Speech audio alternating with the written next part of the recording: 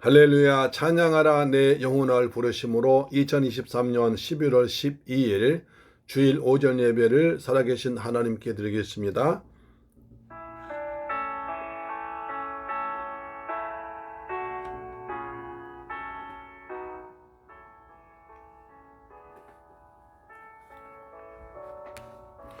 찬양하라 내 영혼아, 찬양하라 내 영혼아, 온 마음과 정성 다하여 주 찬양하라.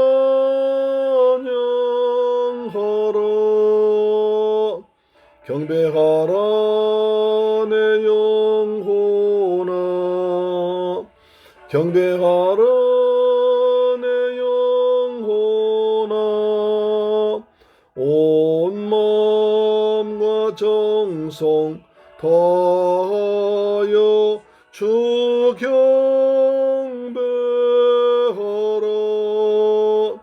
감사하라 내 영혼아, 감사하라 내 영혼아, 온 마음과 정성 다하여 주 감사하라. 아멘.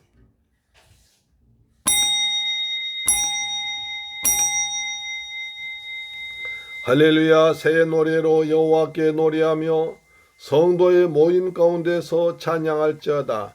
이스라엘은 자기를 지으신 이로 말미암아 즐거워하며 시온의 주민은 그들의 왕으로 말미암아 즐거워할지어다.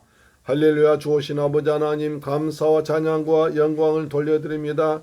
저희들 사랑하셔서 복되고 거룩한 성일날 아버지 전에 나와서 마음과 뜻과 정성을 다 모아서 예배 자리에 불러주심을 감사합니다. 이 시간 하나님 홀로 영광 받으시며 우리 주 예수 그리스도의 은혜를 체험하는 시간 되게 하시고 성령 감동하심 따라서 마음과 뜻과 정성 다하여 드린 거룩한 산제사가 되게 하여 주옵소서. 예수 그리스도의 이름으로 기원하옵나이다. 아멘. 우리의 신앙을 사도신경으로 고백합니다. 나는 전능하신 아버지 하나님 천지의 창조주를 믿습니다. 나는 그의 유일하신 아들 우리 주 예수 그리스도를 믿습니다. 그는 성령으로 잉태되어 동정녀 마리아에게서 나시고 본디오 빌라도에게 고난받아 십자가에 못 박혀 죽으시고 장사된 지 사흘 만에 죽은 자 가운데서 다시 살아나셨으며 하늘에 오르시어 전능하신 아버지 하나님 우편에 앉아 계시다가 거기로부터 살아있는 자와 죽은 자를 심판하러 오십니다. 나는 성령을 믿으며 거룩한 공교회와 성도의 교제와 죄를 용서받는 것과 몸의 부활과 영생을 믿습니다. 아멘. 교독문 63번을 교독합니다. 시편 145편입니다. 왕이신 나의 하나님이여, 내가 주를 높이고 영원히 주의 이름을 송축하리이다. 내가 날마다 주를 송축하며 영원히 주의 이름을 송축하리이다. 여호와는 위대하시니 크게 찬양할 것이라. 그의 위대하심을 청량하지 못하리로다.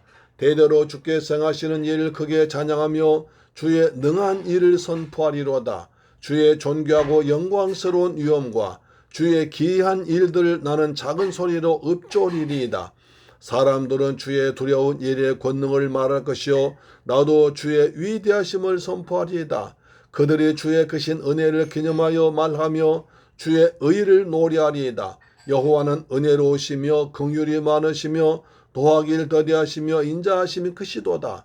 여호와께서는 모든 것을 선대하시며 그 지으신 모든 것에 긍휼을 베푸시는도다. 여호와여, 주께서 지으신 모든 것들이 주를 감사하며 주의 성도들이 주를 송축하리이다. 아멘. 찬송가 10장입니다.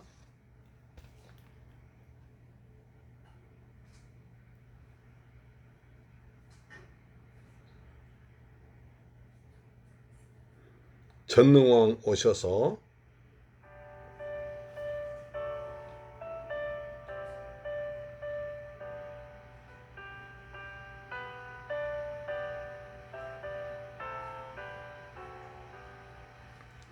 전능왕 오셔서 주 이름 찬송케 하옵소서.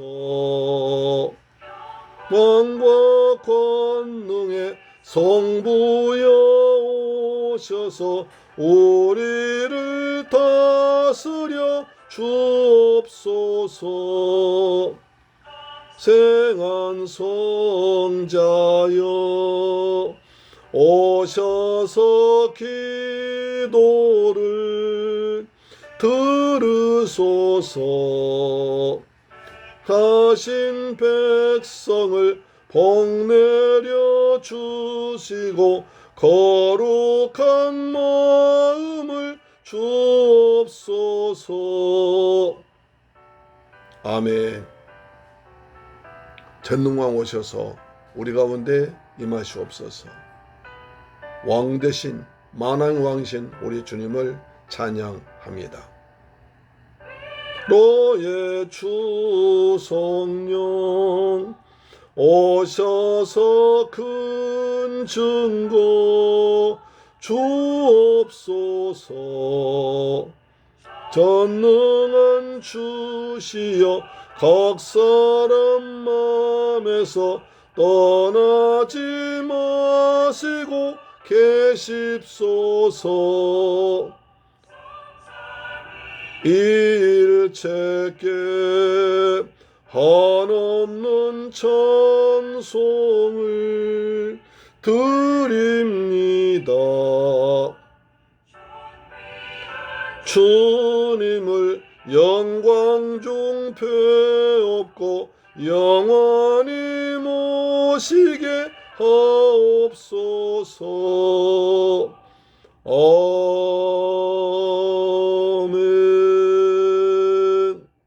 할렐루야. 하나님 말씀 보겠습니다. 사도행전 7장 9절로 14절 말씀이 됩니다. 사도행전 7장 9절로 14절 말씀입니다.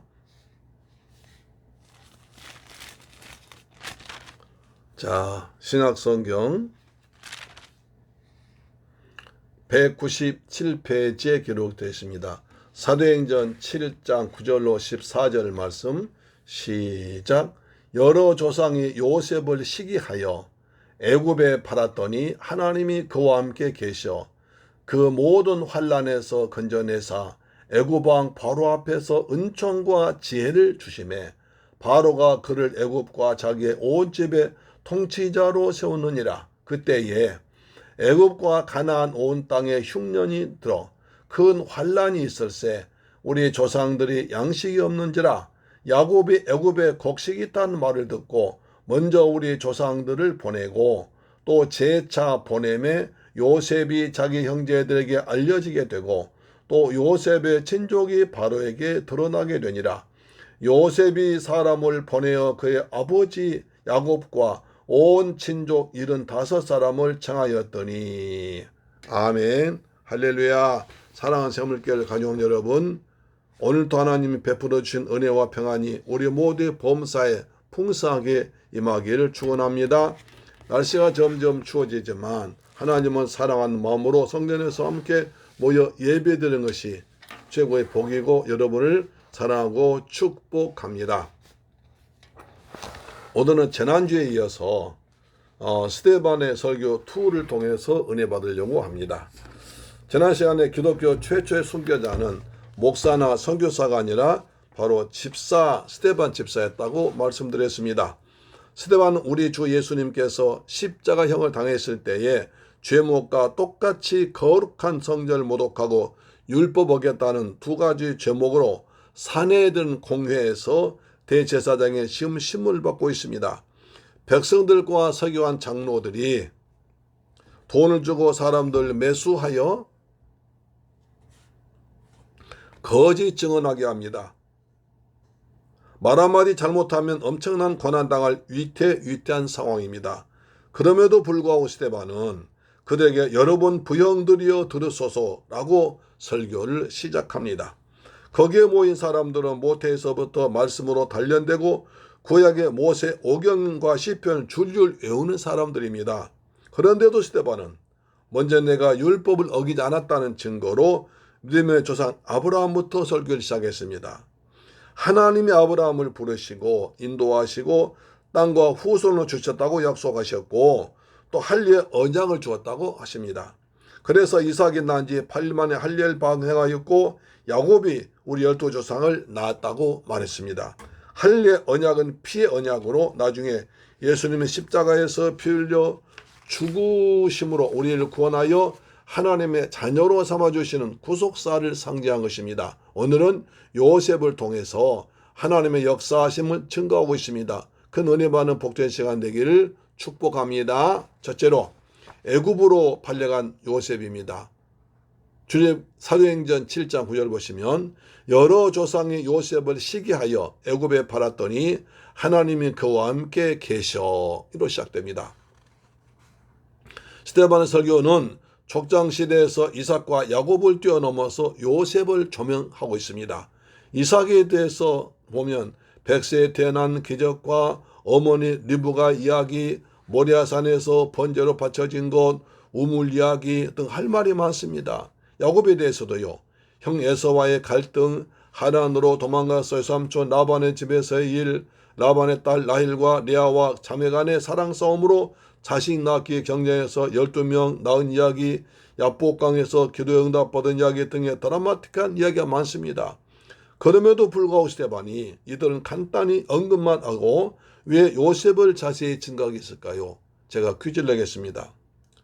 왜 그랬을까요? 첫째, 스데반이 이삭이나 야곱은 잘 몰라서 요셉만 이야기했다. 두 번째, 뭔가 특별한 이유가 있다. 몇 번인가요? 2번입니다. 항상 제가 물어볼 때 답은 2번입니다. 성경을 볼 때 이런 의문을 가지고 기도하면서 읽으면 큰 은혜를 받고 성경이 깨달아집니다. 그 이유는 요셉은 장차 오실 메시아 예수 그리스도의 모형을 잘 나타낸 자이기 때문에 그렇습니다. 야곱의 12아들 중 11번째인 요셉은 아버지의 특별한 사랑받게 되자 창세 37장 11절에 그의 형들은 시기하되 그의 아버지는 그 말을 간직해 두었다라고 합니다. 요셉의 형들은 요셉이 아버지의 사랑을 많이 받자 이를 시기해서 애굽의 노예로 팔아버립니다. 예수님도 대제사장과 장로들의 시기해서 죽입니다. 마태복음 27장 18절에 보면 이는 그가 그들의 시기로 예수를 넘겨준 줄 알미더라. 다시 말해서 빌라도 총독이 바리새인들의 유대인들이 예수를 시기해서 넘겨줬다고 아는 것입니다. 사도들도 제자들 시기를 받아서 감옥 가두고 채찍질합니다. 사도행전 5장 10절 보니까 대제사장 그와 함께하는 사람 즉 사두개인의 당파가 다 마음에 시기가 가득하여 일어나서 사도를 잡아다가 옥에 가두었더니 그러니까 요셉을 시기해서 애굽에 팔아버리고 예수님을 시기해서 로마에 팔아서 빌라도가 죽이게 하고 사도들도 바리새인들 사두개인들 시기해서 감옥 가두고 그랬듯이 스데반도 그들의 시기해서 사람들 매수해서 거짓 증언으로 사람들 충동시켜 고발했다는 것입니다. 여러분 시기 질투는 인생을 망치게 합니다. 그 배후에 사단에게 붙잡혀서 역사하는 것입니다. 하나님이 가인과 그의 배는 받지 아니하셨으나 아벨과 그의 배는 받으시자 가인이 동생의 시기해서 안색이 변하고 나중에 들판에서 돌로 쳐 죽입니다. 또 사울 왕이 다윗을 시기하여 죽이려고 13년 동안이나 쫓아다니다가 하나님께 버림받습니다. 시기심이 많은 바리새인들도 요한복음 8장에 보면 마귀의 자녀이기 때문에 우상을 숭배한 로마 앞잡이가 되어서 메시아로 오신 예수님을 괴롭히고 죽인 것입니다. 다른 사람을 시기하는 것은 사단에게 속하여 죄를 짓게 하므로 넓은 마음을 가지고 살기를 축복합니다. 창세 37장 28절에 보면 요셉은 형들에 의해서 돈 20에 애굽으로 팔려갔습니다. 마태복음 27장 3절에 보면 예수님도 형제같이 여기는 지내던 제자 가룟 유다에 의해서 은 30에 팔렸습니다. 가장 가까운 사람들로부터 돈 받고 버림당한 것입니다. 그래서 스데반은 아버지의 사랑받은 요셉을 시기하여 형들이 애굽의 노예로 팔아넘긴 것처럼 너희들도 예수를 시기하여 로마에 팔아 십자가에 넘겨 죽겠다고 한 것입니다. 여기서 스데반은 사도행 7장 10절에 그 모든 환난에서 건져내사 애굽 왕 바로 앞에서 은총과 지혜를 주심에 바로가 그 애굽과 자기의 온 집의 통치자로 세우느니라고 합니다. 겉으로 보기에는 요셉이 애굽의 노예로 팔려간 것이 불행한 것처럼 보여도 하나님이 그와 함께 계셔서 오히려 그것 때문에 하나님의 뜻이 이루어진 것이라는 겁니다. 장세 39장에 보면 여호와께서 노예로 팔려간 요셉과 함께 하심으로 그가 범사 형통했던 것을 그의 주인이 알게 되었고 나중엔 애굽의 국무총리가 되어 애굽을 다스리게 되고 기근에 고통당하는 자기 민족을 구원하게 됩니다. 우리 주 예수님도 자기의 가장 가까운 제자들로부터 버림당하셔서 십자가에서 피 흘려 죽으셨습니다. 사도행전 10장 38절에 하나님이 나사렛 예수에게 성령과 능력을 기름 부듯 하셨음에 그가 두루 다니시며 선한 일 행하시고 마귀에게 눌린 모든 사람을 고치셨으니 이는 하나님이 함께 하셨습니다. 하나님은 버림받은 예수와 함께 하셔서 죽은 자 가운데에서 다시 살아나게 하시고 성령과 능력을 주셔서 하늘과 땅의 모든 권세를 가지고 우주 만물을 다스리게 한 줄로 믿습니다. 사랑하는 새물결 가족 여러분, 지금 여러분이 당하고 있는 고통이 있습니까? 어떤 문제가 여러분들 절망 속으로 밀어넣고 있습니까? 그 문제가 아무리 크다 한들 요셉이 형들에 의해서 애굽의 노예로 팔려간 것보다는 작지 않겠습니까? 노예로 팔려가 10년 이상을 종로 타고 억울한 감옥살이 했던 것보다는 크지 않을 것입니다. 스데반은 요셉의 삶 속에서 드러난 하나님의 은혜를 이야기하고 있는 것입니다. 구약의 4대 족장들의 기록에서 야곱의 12아들 중 11번째 아들이었던 요셉은 형들의 시기로 애굽의 노예로 팔려가서 거기서 끝난 줄 알았으나 하나님께서 요셉과 함께 하심으로 형통한 자가 되었습니다. 형들은 버렸지만 거기서도 하나님은 버리지 않고 함께 하셨습니다. 하나님께서는 요셉을 바로를 통해서 이집트의 국무총리로 세우시고 기근로부터 이스라엘 백성들과 애굽 고대 근동지역을 구원했습니다. 하나님의 은혜가 아니고서는 불가능한 일이었습니다. 예수님도 바리새인들의 시기로 잡히셨고 제자들도 시기로 고난당했는데 너희들도 지금 날 시기에서 그런 것 아니냐고 대화를 설교하는 것입니다. 요셉의 형들은 요셉을 동생으로만 생각하고 시기의 대상으로만 보았지 그를 구원자로 보지 않았습니다. 예수 그리스도 역시 나사렛 예수라고 하면서 마치 시골 목수의 아들 촌뜨기로만 보았지 그를 메시아로 인정하지 않았던 죄를 되찾아내고 있습니다. 요셉이 하나님이 그와 함께 계셔서 고난을 이기고 국무총리가 되었던 것처럼 예수님도 하나님이 함께 하셔서 죽음을 이기시고 부활하셔서 사망못을 잡은 마귀를 이기고 죄인을 구원하셨습니다. 그 하나님이 저와 여러분과도 세상 끝날까지 성령으로 항상 언제나 때마다 일마다 함께하기로 믿으시길 바랍니다. 하나님 함께 하심으로 요셉이 형통한 자가 되었더라. 형통한 자가 되었더라. 아멘. 두 번째, 그때 온 땅에 흉년이 들었다고 합니다. 사도행전 7장 11절에 그때에 애굽과 가나안 온 땅에 흉년이 들어 큰 환란이 있을세 우리 조상들이 양식이 없는지라. 상세히 돌아가죠. 굉장히 중요한 말입니다. 그때란 말이. 그때란 중요한 말이죠. 어느 때 말입니까? 17세밖에 안 되는 어린 여조년 요셉의 일생은 13년 동안이나 드라마 같은 파란만장한 일들이 일어났습니다. 우리 인간은 하나님이 하신 일의 처음과 끝을 알 수가 없습니다. 요셉이 애굽의 노예로 팔려가 보디발 집에서 가정총무로 있다가 보디발의 부인이 욕을 해도 하나님 앞에서 죄를 지을 수 없다고 거절합니다. 그러자 보디발 주인이 요셉을 파람치범으로 고발해서 감옥에 갔지만 거기서도 하나님 함께 계셔서 간수장의 은혜를 받고 감옥의 재반 사함을 요셉이 처리해서 형통하게 했습니다. 그 후에 애굽의 술장관과 떡장관이 감옥에 들어와 함께 지내는데 요셉이 그를 섬기다가 구문에 서게 주어 술장관이 복직했습니다. 그로부터 2년이 지난 후에 애굽의 바로왕이 국가의 명운이 걸린 아주 중요한 꿈을 꾸는데 이 꿈을 해석해 줄 사람이 없습니다. 그래서 술장관이 애굽에서 감옥에서 만났던 자기 꿈을 해석해 준 요셉을 추천합니다. 요셉이 바로왕에게 가서 꿈을 해석해 주는데 앞으로 7년 동안 큰 풍년이 될 것이고 7년 후에는 큰 흉년이 될 것입니다.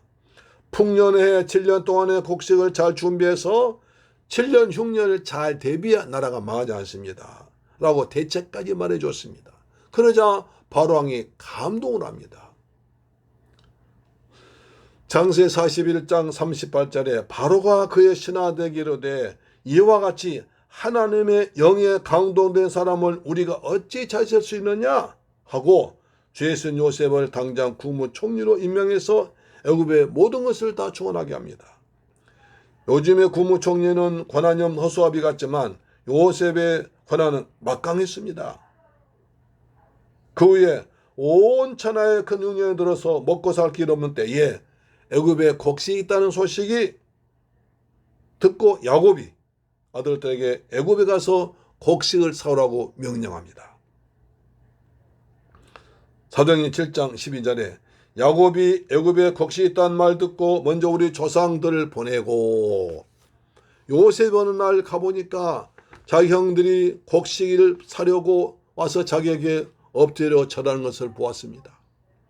형들인 줄 알았지만 모른 체하고 어느 나라에서 왔느냐 하고 묻고는 너희들이 이 나라의 틈을 보려고 온 청탐꾼들이다 라고 누명을 씌워서 너희 막내 아우를 데려오지 않으면 여기서 나가지 못하리라고 3일 가둬둡니다.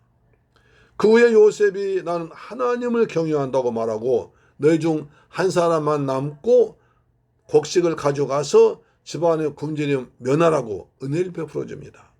그러자 요셉 형들이 요셉이 애굽 사람인 줄 알고 자기네끼리 서로 말합니다. 우리가 아우의 일로 죄를 범했으므로 괴로움이 우리에게 입었다. 아우란 요셉만 우리가 요셉에게 죄를 지었으므로 이런 괴로움이 이런 것이라고 말합니다. 자신들의 죄를 고백한 말 들은 요셉이 그들 떠나서 슬피 울고는 돌아옵니다. 돌아와서 시므온을 결박하고 곡물 자루에 채워서 각 사람 돈을 도로 넣어주고 돌아가는 길에 굶지 않도록 양식까지 넣어줍니다.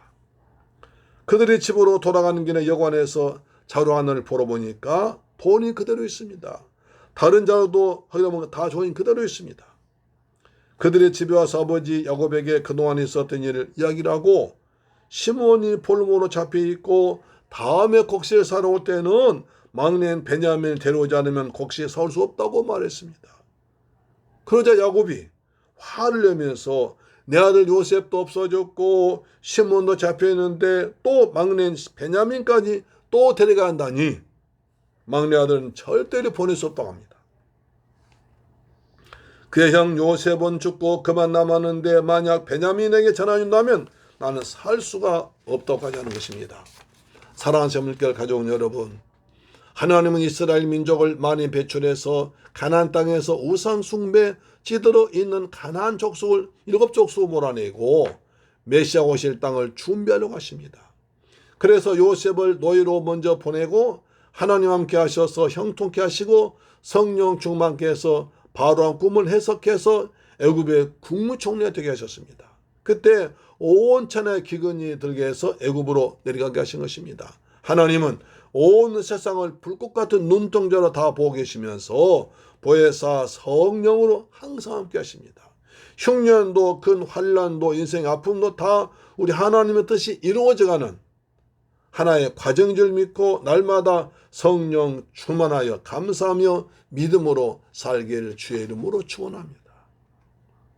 엄청난 고난 뒤에는 엄청난 하나님의 그 놀란 계획이 숨어 있는 줄로 믿습니다.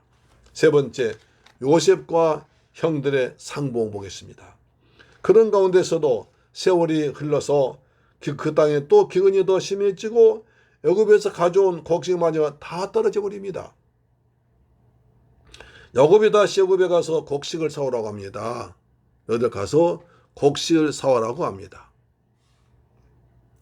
사도행전 7장 13절에 또 재차 보냄에 요셉이 자기 형제들에게 알려지게 되고 또 요셉의 친족이 바로에게 드러나게 된지라.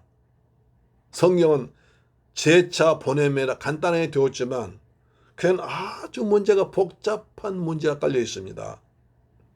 볼모로 잡혀있는 시몬을 구해내려면 또 곡식을 사오려면 베냐민을 데리고 가야 되는데 야곱이 절대로 내줄 수 없다고 말합니다. 요셉도 죽었는데 베냐민까지 보내면 살아간 라헬의 자손 다 죽지 않느냐. 버릴 수 없다고 말합니다. 이때도 유다가 나서서 저 아이를 데려가면 아버지와 우리와 어린아이들 다 살아 죽지 않습니다. 안 데려가면 다 여기서 굶어 죽습니다. 제가 책임을 지겠습니다. 라고 자신을 보증합니다. 중요한 순간마다 유다가 등장합니다. 유다의 자손을 통해서 예수 그리스도가 우리를 죄에서 구원하는 것을 넌지시 말해주고 있습니다.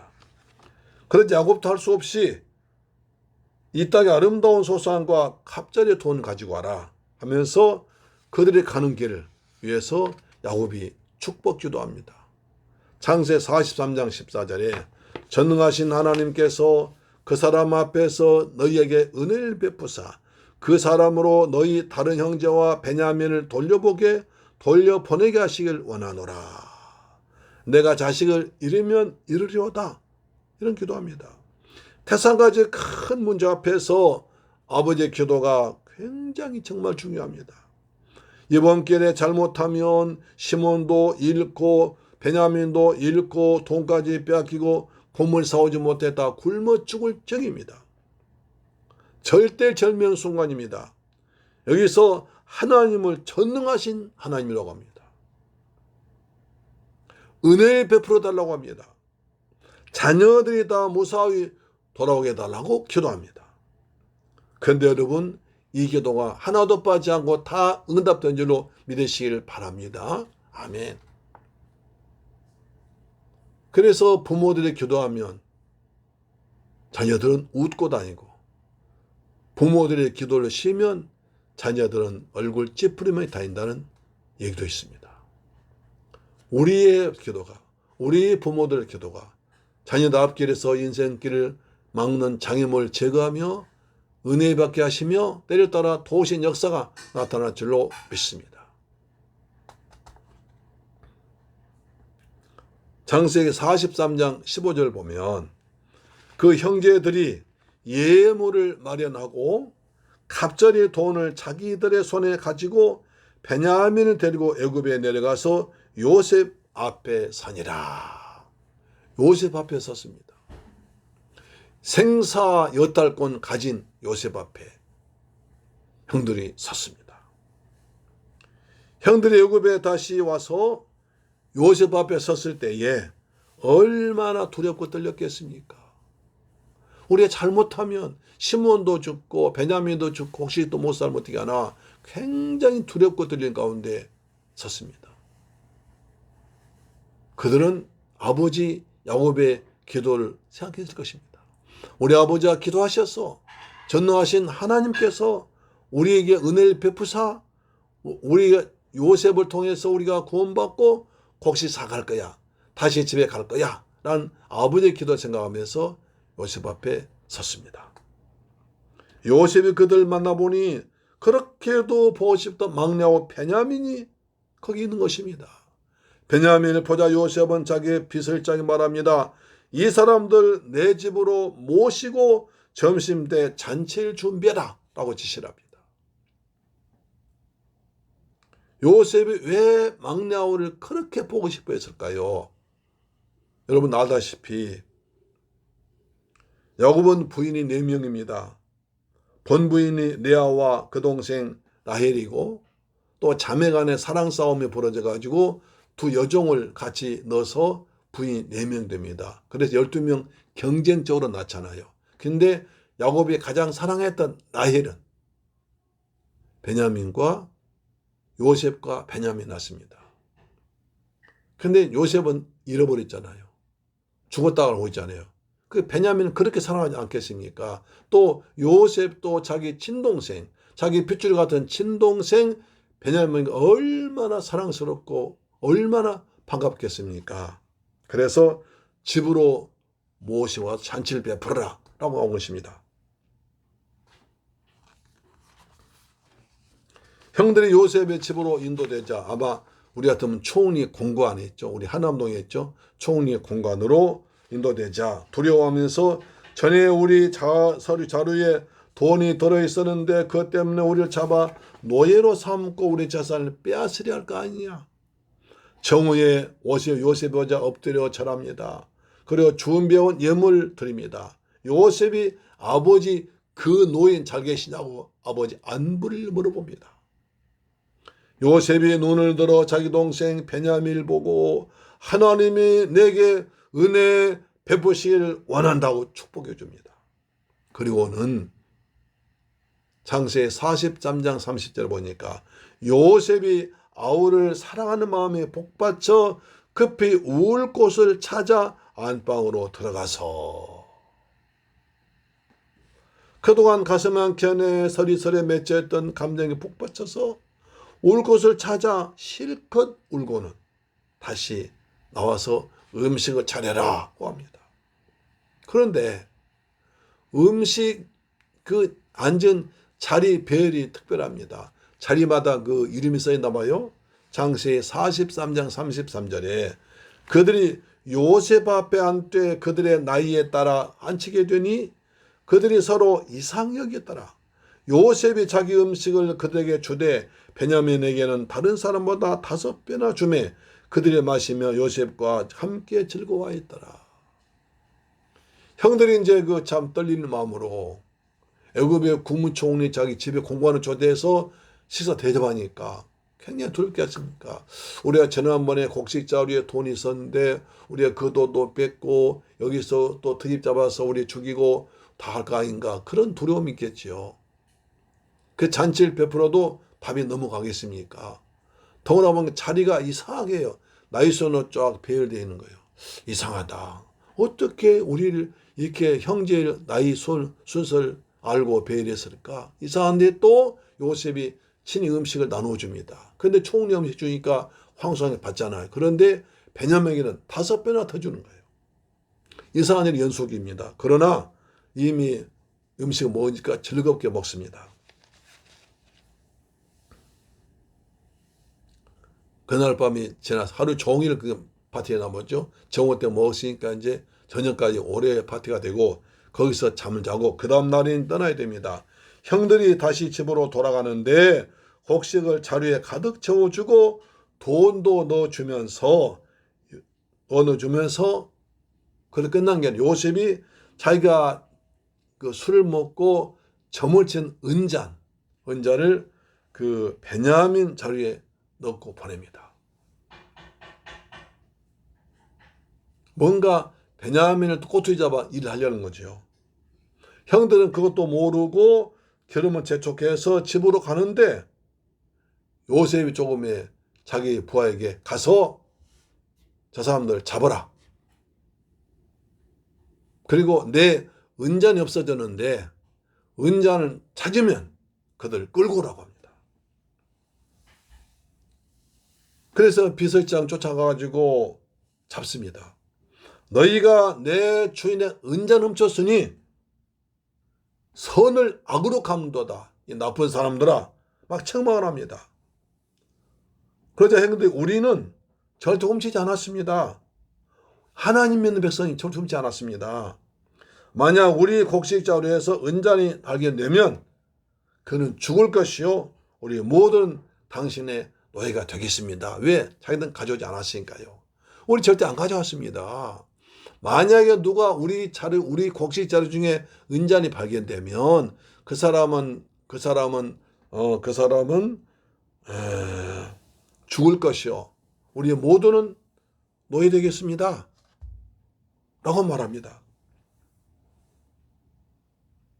좋다, 조사해보자. 라고 이제 조사해보니까 은잔이 발견되면 그 사람은 우리의 종이 될 것이고 너희들은 풀어주겠다 하고 나의 순서대로 자루를 풀어보는데 베냐민까지 안 나옵니다. 그렇죠. 우리 안 가져왔다니까요. 그런데 베냐민 자루에서 그 요셉 은자에 나와버린 겁니다. 형들이 깜짝 놀랍니다. 옷을 찢고 다시 그냥 슬퍼하면서 요셉에게로 잡혀옵니다. 요셉이 책망합니다. 이럴 수 있느냐?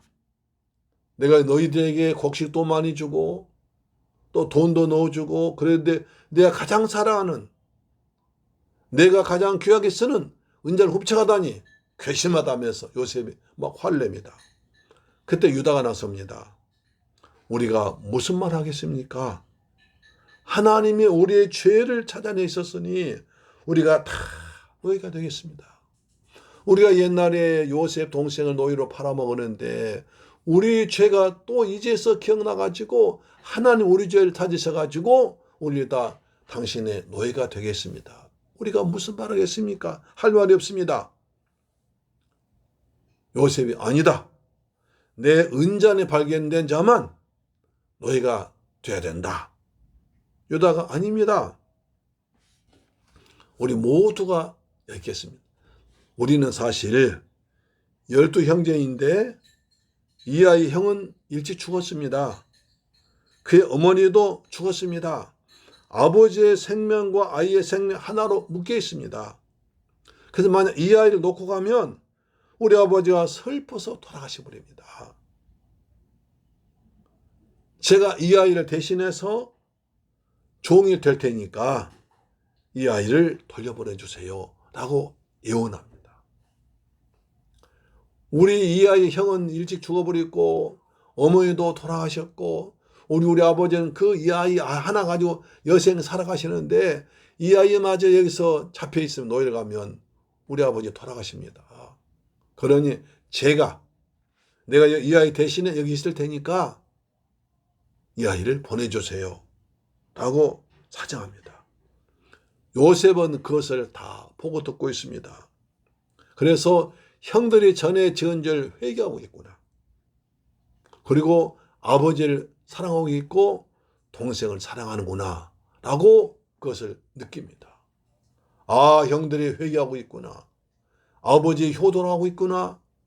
내 동생 사랑해주고 있구나. 그것을 느끼는 순간 요셉의 마음이 녹아집니다. 그래서 창세기 45장에 보면 요셉이 사람들을 물리치고 그 청을 억제하지 못해서 슬피 큰 소리 울었습니다. 얼마나 크게 울었던지 바로의 궁중까지 요셉 우는 소리가 들렸습니다. 요셉이 울다가 나왔습니다. 형들이 어쩔 뻔 모르시며 형님들 내가 요셉입니다.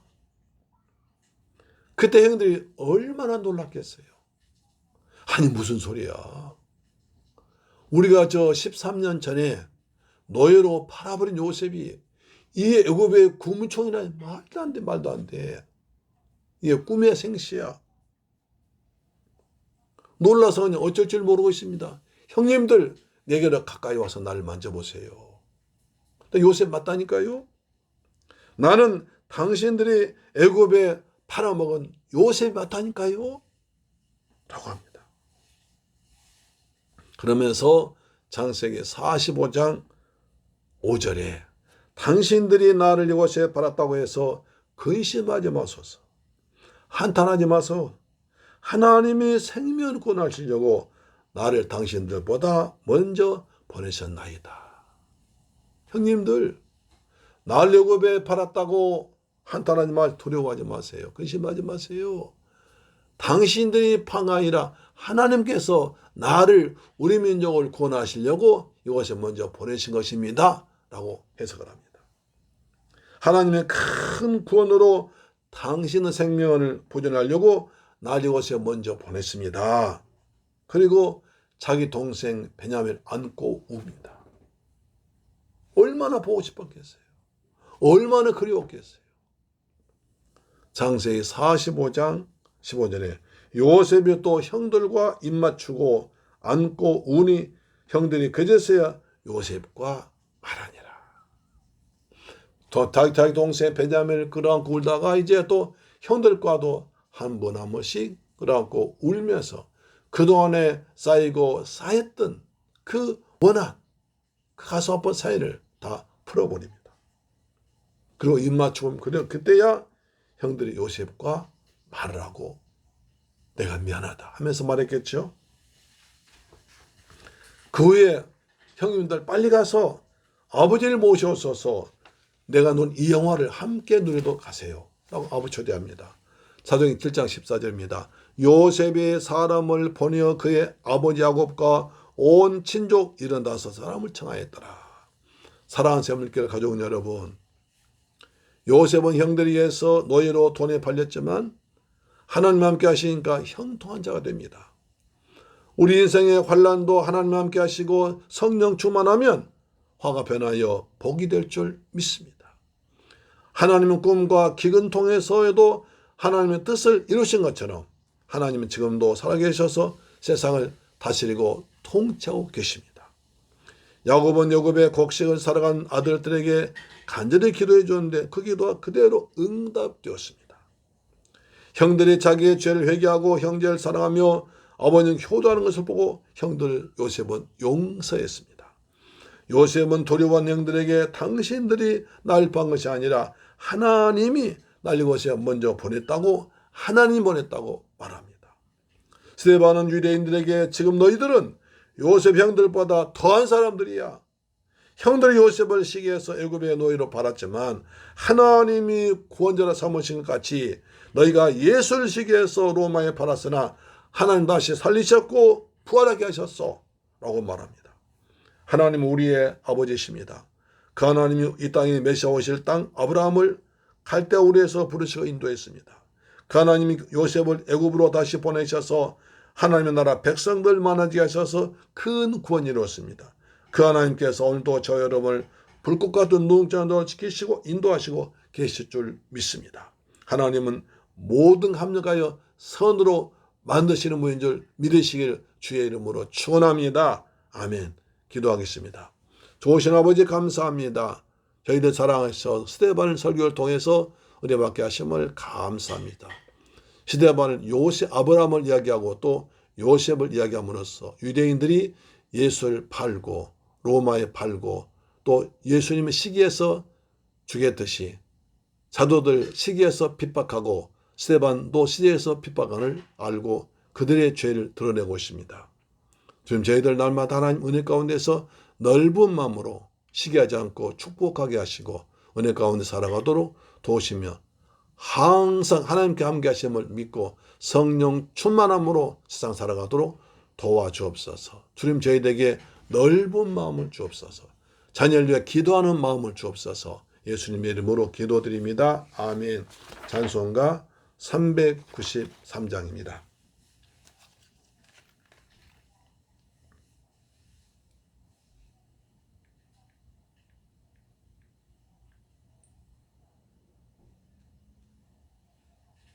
(393장입니다)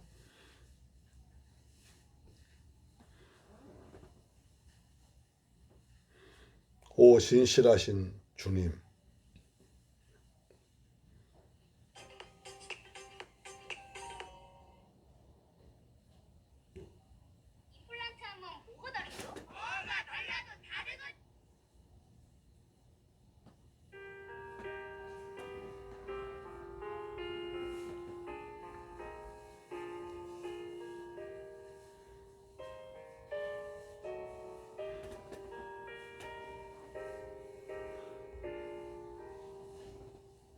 오 신실하신 주 내 아버지여, 너 함께 계시니 두려움 없네. 사랑 편찮고 날 지키시며 어제나 오늘이 한결같네.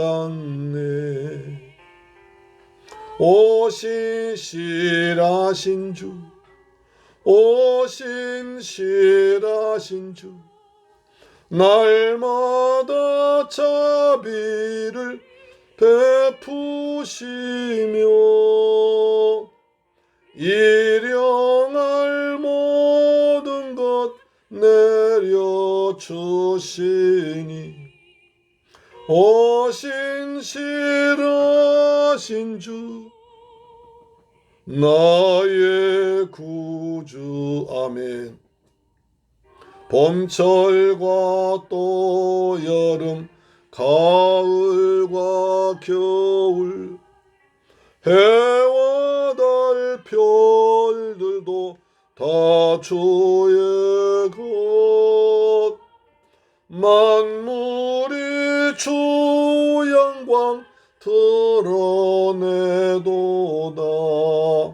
신실한 주 사랑 나타내네. 오신 실하신 주, 오신 실하신 주, 날마다 자비를 베푸시며 일용할 모든 것 내려주시니 오신 실하신 주, 나의 구주. 아멘. 오 신실하신 주님, 주님은 믿을 만한 분입니다. 실망시키지 않으십니다. 항상 성령과 함께 하셔서 내를 따라 도와주십니다. 말씀을 이루어 주신 신실하신 주님을 찬양합니다. 아멘.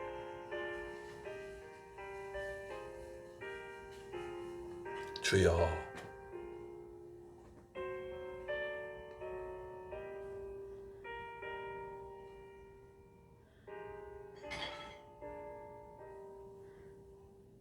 내 죄를 사하여 안위하시고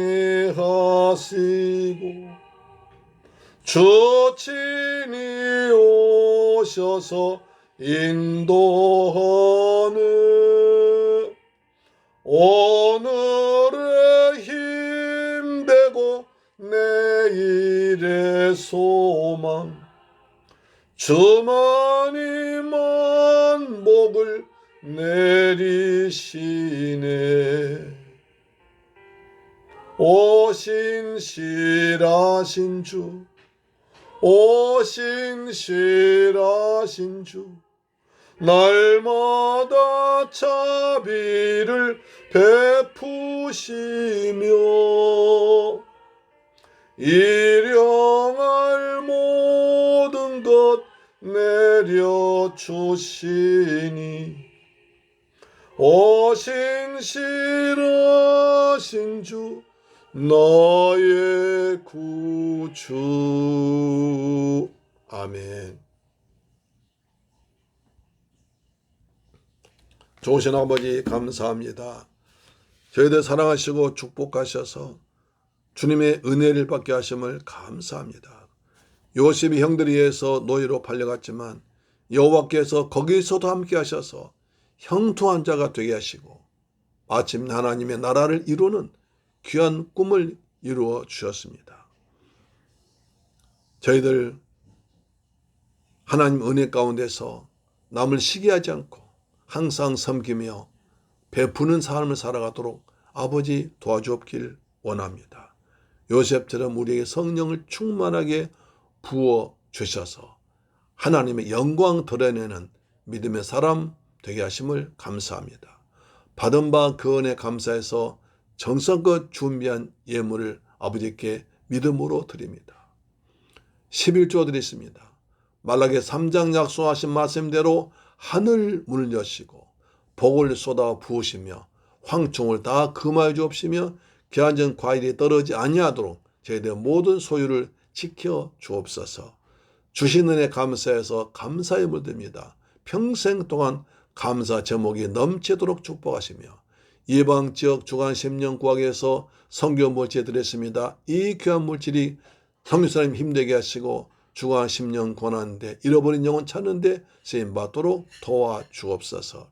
아버지께 주간 예물 드렸습니다. 한 주간 동안 주님의 은혜 가운데서 평탄한 삶을 살게 하시고 하나님께서 함께 하셔서 하나님 영광 드리는 빛과 소금 역할 잘 감당하도록 은혜 위에 은혜를 더하여 주옵소서. 이 예물을 쓰는 것에 원수막이 나를 무너지게 하시고 주간 심령 고난대에 귀하게 쓰임받도록 축복하여 주옵소서. 감사드립니다. 주 예수님 이름으로 축복하고 기도드리옵나이다. 아멘. 할렐루야. 결실의 계절 가운데 기도 전도의 열매가 주렁주렁 맺히기를 소망합니다. 아침 저녁으로 날 쌀쌀해지니까 환절기 특히 건강 조심하시기 바랍니다. 그 다음에 다니엘 기도회가 은혜 중에 진행 중이니까 꼭 참석하셔서 은혜 받으시고 우리도 간증의 주인공 그리고 간증거리 남기는 복된 성도가 되기를 축복합니다.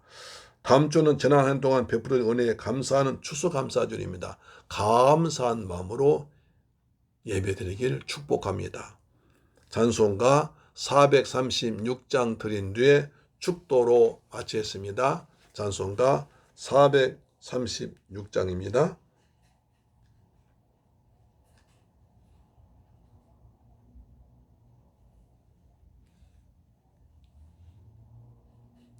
나 이제 주님의 새 생명 얻은 몸.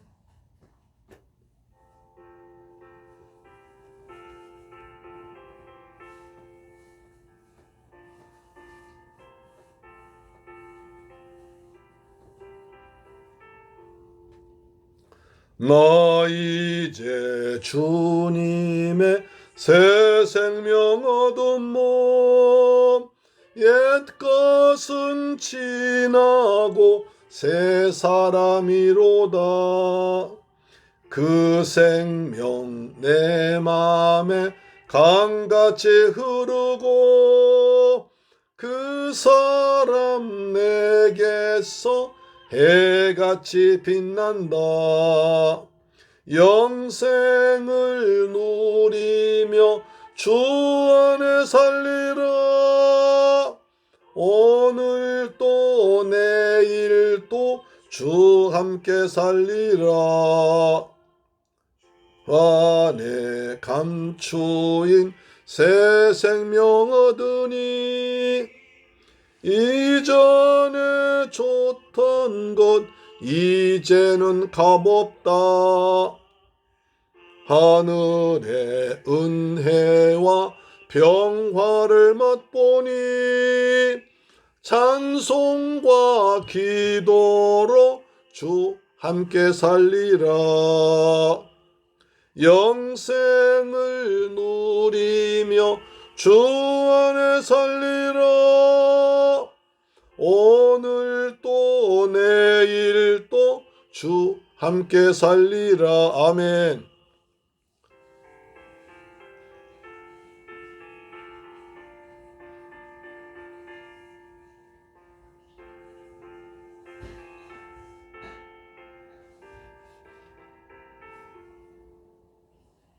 산천도 초목도 새것이 되었고 죄인도 원수도 친구로 변한다. 새 생명 얻은 자 영생을 누리니 주님을 모신 맘 새 하늘이로 누리며 주 안에 살리라. 오늘 또 내일 또 주 함께 살리라. 주 따라가는 길 험하고 멀어도 찬송을 부르며 뒤따라가리라. 주를 모시고 영원히 살리라. 날마다 섬기며 주 함께 살리라. 영생을 누리며 주 안에 살리라. 오늘 또 내일 또 주 함께 살리라. 아멘.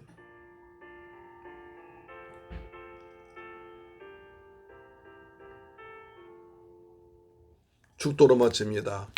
지금은 나 같은 죄인을 구하기 위해서 십자가에서 몸짓고 피 흘려 죽었다가 부활하시고 심판주로 다시 오실 우리 주 예수 그리스도의 은혜와 독생자까지 날 위해 죽게 하신 아버지 하나님의 그 극진하신 사랑과 보혜사 성령님의 내주 역사 인도 충만하심이 오늘 귀한 은혜 받고 요셉처럼 하나님을 섬기며 믿음으로 살며 그리고 하나님께 하신 일에 순종하는 삶을 살기 위해 다짐하고 돌아가는 사랑하는 성도의 가정, 직장, 자녀, 건강, 꿈과 비전 위에 우리 중국 성도 이외에도 지금부터 영원토록 함께 계실지어다. 할렐루야.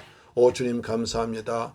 요셉처럼 인생의 환난과 고난이 올지라도 하나님을 믿고 주와 함께 성령 충만을 살아간 저희들 되게 하기를 원합니다. 하나님 함께 하셔서 그 어떤 고난도 마침내 문제가 해결되었습니다. 은혜로 바뀌었습니다. 우리도 주님의 때를 기다리면서 주님의 역사하심을 기다리면서 믿음으로 살아가도록 도와주옵소서. 오 주님 감사합니다. 우리에게 믿음을 주옵소서. 우리에게 담대함을 주옵소서. 남을 시기하지 않게 하시고 남을 항상 배려하며 축복한 사람들 되게 도와주옵소서. 요셉처럼 믿음으로 살도록 은혜 베풀어 주옵소서. 가정마다 평안이 있을지어다. 축복이 있을지어다. 자녀들 다 믿음으로 디모데 같은 군사로 양육될지어다. 직장에 복이 있을지어다. 사업체에 복이 있을지어다. 환절기에 모두 건강할지어다. 주님 영광받아 주옵소서. 예수님 이름으로 기도합니다. 아멘. 다음 주에 뵙겠습니다. 할렐루야.